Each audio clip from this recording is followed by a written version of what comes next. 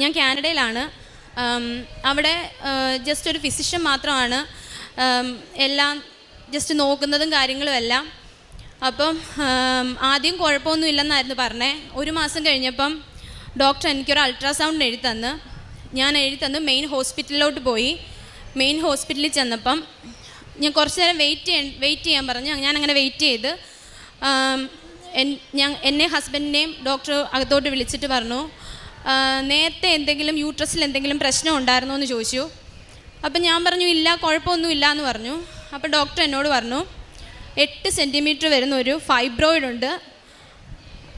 പിന്നെ പറഞ്ഞതെന്ന് വെച്ച് കഴിഞ്ഞാൽ എനിക്ക് സഹിക്കാൻ പറ്റാത്തൊരു കാര്യമാണ് ഡോക്ടർ പറഞ്ഞേ, ഈ കുഞ്ഞിനെ 6 മാസത്തിൽ കൂടുതൽ ക്യാരി ചെയ്യാൻ പറ്റത്തില്ലെന്ന് പറഞ്ഞു. ഞാനും ഹസ്ബൻഡും തളർന്നാണ് പോയത് അന്നേരം. കാരണം വീട്ടുകാരും ഞങ്ങൾ രണ്ടും മാത്രമേ ഉള്ളൂ അവിടെ.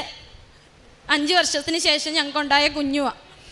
എന്നിട്ട് അങ്ങനെ ഹസ്ബൻഡിൻ്റെ മമ്മിയെ വിളിച്ച് ഞങ്ങൾ അന്നേരേ പറഞ്ഞു. ഹസ്ബൻഡിൻ്റെ മമ്മി ഇവിടെ വന്ന് ഉടമ്പടി എടുത്തു, പ്രാർത്ഥിച്ചു. അപ്പോഴും ഞാൻ ജോലിക്ക് പോകുന്നുണ്ടായിരുന്നു. അവിടെ ജോലി കണ്ടിന്യൂ ക്വിറ്റ് ചെയ്യാനൊന്നും പറ്റത്തില്ല അങ്ങനെ പെട്ടെന്നൊന്നും. അങ്ങനെ ഞാൻ പ്രാർത്ഥിച്ചുകൊണ്ടിരുന്നു, ഇവിടുത്തെ മാതാവിനെ പ്രാർത്ഥിച്ചുകൊണ്ടിരുന്നു. 2 മാസം 3 മാസമായി 4 മാസമായി. 4ാമത്തെ മാസമായപ്പം വീണ്ടും ഇതുപോലെ അൾട്രാസൗണ്ട് പറഞ്ഞു 3 മാസം കഴിഞ്ഞപ്പം. അപ്പോഴും സെയിം കണ്ടീഷൻ തന്നെയാണ് പറഞ്ഞത്. അപ്പം ഡോക്ടർ എന്നോട് പറഞ്ഞു ഈ ഫൈബ്രോയിഡ് വളരുന്നുണ്ടെന്ന് പറഞ്ഞ്. അപ്പം തന്നെ 9 സെൻറ്റിമീറ്റർ എബോവ് ആയി. പിന്നെ പറഞ്ഞു കുഞ്ഞിൻ്റെ പൊസിഷനും വ്യത്യാസമുണ്ട്, കുഞ്ഞ് തിരിഞ്ഞ് ഒന്നും വരത്തില്ല, എന്നാലും പേടിക്കണ്ട എന്നിങ്ങനെ പറഞ്ഞു. അങ്ങനെ ഇവിടുന്ന് നാട്ടിൽ നിന്ന് അങ്ങോട്ട് വരുന്ന ഞങ്ങളുടെ ഒരു കസിൻ്റെ കയ്യിൽ ഇവിടുത്തെ ഉടമ്പടി, ഉപ്പ്, തേൻ ഇതെല്ലാം കൊടുത്തു വിട്ട് ഞാൻ ജോലിക്ക് പോകുന്നതിന് മുന്നേ ഇതെല്ലാം എടുത്ത് പ്രാർത്ഥിക്കുമായിരുന്നു. ഉപ്പ് വയറ്റിൽ കുഴിച്ച് വരച്ച് പ്രാർത്ഥിക്കുകയും തേൻ കഴിക്കുകയും ഉപ്പ് കഴിക്കുകയൊക്കെ ചെയ്യുമായിരുന്നു. എനിക്ക് ആഫ്റ്റർനൂൺ ഷിഫ്റ്റ് ആയിരുന്നു. ഞാൻ 1:30 പോയി കഴിഞ്ഞ് കഴിഞ്ഞാൽ രാത്രി 2:30 വീട്ടിൽ വരത്തുള്ളൂ. അവിടെ എല്ലാം മാതാവ് എന്നെ കാത്തു.